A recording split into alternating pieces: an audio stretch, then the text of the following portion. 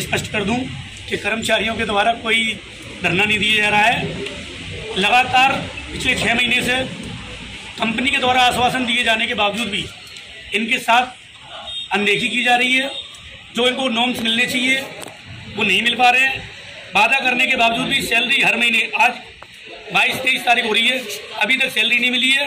तो ये अपनी जो समस्याएं हैं, घर में जो भुखमरी की कगार पर इनका परिवार पहुंच गया है, अपने नगर निगम के मुखिया आए थे यहाँ पे कहने के लिए। अब इन लोगों के द्वारा आश्वासन दिया गया है कि ये कंपनी को ब्लैक लिस्टेड कराएंगे और कंपनी ब्लैक लिस्टेड होती है। हमारा उद्देश्य ये भी नहीं है कि कंपनी ब्लैक लिस्टेड हो, कर्मचारियों को टाइम से वेतन मिले और कर्मचारी जिस प्रकार से दिन रात मेहनत कर रहे हैं, क्योंकि ताजमहल एक ऐसा क्षेत्र है जिससे हमारे आगरा की नहीं पूरे हिंदुस्तान की पहचान होती है। और ये लोग रात दिन मेहनत करके पूरा अपना सहयोग कर रहे हैं, लेकिन जो कंपनी कर्मचारियों को वेतन नहीं दे रही है वो कितना बड़ा दुर्भाग्य है। इस चीज़ में नगर निगम के अधिकारियों को और प्रशासन को गौर करना चाहिए। और मेरा आप सबसे मीडिया के माध्यम से ये निवेदन करना चाहता हूँ कि जो लड़के मेहनत कर रहे हैं उनको किसी तरह से फंसाने का काम ना किया जाए, झूठे आरोपों में इनको गलत साबित ना किया जाए।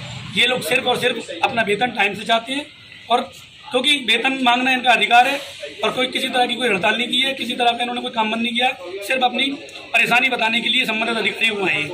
और मैं यहाँ से गुजर रहा था तो मेरे भाइयों ने मुझे बताया, इसी बस मैं यही निवेदन करना चाहता हूँ नगर निगम के अधिकारियों से भी कि इनका वेतन और जो इनकी मेन समस्याएँ इनकी सुन करके इनकी समस्या का समाधान किया जाए, ताकि ये लोग अपना अपना काम समय से जिस प्रकार से कर रहे हैं इनका वेतन भी मिल सके। लगभग कितने समस्या ये है, ये मेरे वार्ड में ही कुछ भाई मेरे वार्ड से ही आते हैं और यहाँ रहते हैं और लॉयंस कंपनी में कार्य करते हैं। समस्या इनके साथ ये आ रही है, पिछले 6 महीने से इनका वेतन टाइम पे नहीं मिल रहा है जी। वेतन टाइम पे नहीं मिल रहा है तो इनको बड़ी दिक्कत आ रही है, आर्थिक रूप से घर का पालन पोषण में बड़ी दिक्कत आ रही है।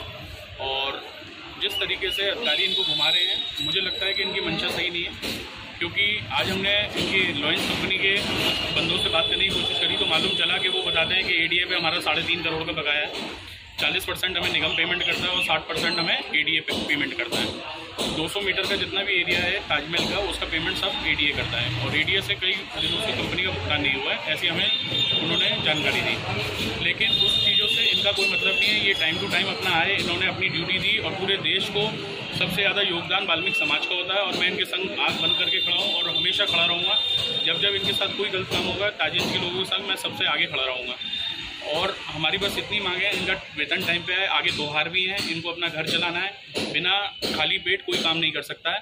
और नगर निगम के लोगों को भी ये सोचना पड़ेगा किस वजह से इनका वेतन नहीं आ रहा है, उन चीज़ों को ठीक करी जाए। 7 महीने से जैसे घुमाया जा रहा है वो सब नहीं चलेगा। काम टाइम पे चाहिए तो आपको वेतन भी टाइम पे देना पड़ेगा। ऐसे में जिम्मेदार कौन होगा? इन लोगों को वेतन नहीं दिया जा रहा है। सभी कर्मचारी सुबह से मैं देख रहा हूँ एकत्रित होकर काफ़ी परेशान है।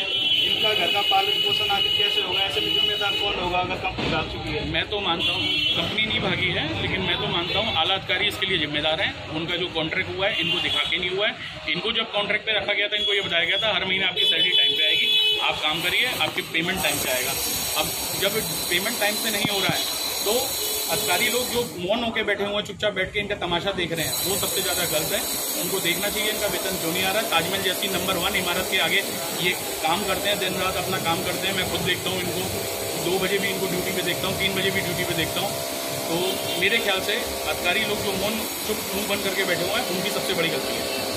ऐसे में जिम्मेदार देखा जाए 6 महीने हो गए, करीब समथिंग 6 से 7 महीने हुए। हमारी सैलरी का कोई टाइम टेबल नहीं है। हमारी सैलरी 15 तारीख को आती थी, उसको बढ़ाकर 15 भी 20 से 25, 25 से 22, मतलब हमें अब झूठे आश्वासन दिए जाते हैं। जबकि ये लोग हमें एक बार लिखित में भी दे चुके हैं, लिखित में देने के बावजूद भी हमारी सैलरी का कोई टाइम टेबल नहीं है, सिर्फ आश्वासन देते हैं। आश्वासन के अलावा लगभग कितने महीने से आपको इस तरीके से परेशान किया है? इस तरीके से परेशान कम से कम इस बात को आज इस तरीके से सैलरी को आते हुए 7 से 8 महीने।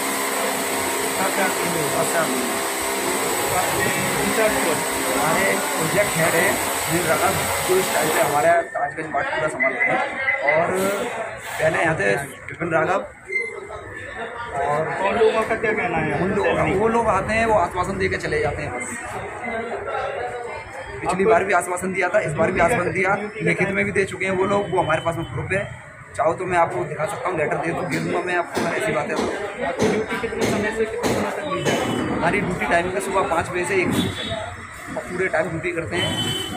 और उसके बीच में अगर हमारा कोई कर्मचारी चला जाता है तो उसको जो खाना सही से हटानी चाहिए। ऐसे में अगर आपको सैलरी नहीं दी जाती है तो उसके लिए क्या करना चाहिए? उसके लिए हम क्या करना चाहेंगे, हड़ताल पे बैठेंगे। तब हमने ऐसी कोई मतलब सोचा नहीं पूरी हड़ताल करने के लिए। अगर हमारी टाइम पे सैलरी नहीं आएगी जो आगे त्योहार है, हमें ये भी सैलरी चाहिए और आज हमें अगर ये लोग हमें 25 दिन 20 दिन लेट सैलरी दे सकते हैं, 10 दिन लेट सैलरी दे सकते हैं, तो क्या ये लोग हमें 5 दिन पहले सैलरी दे सकते हैं? ये तो त्योहार सर पे अगर ये 8-9 में सैलरी दे सकते हैं रक्षाबंधन के अंदर, क्योंकि हम लोग 8-10 हज़ार रुपये कमाने वाले लोग हैं।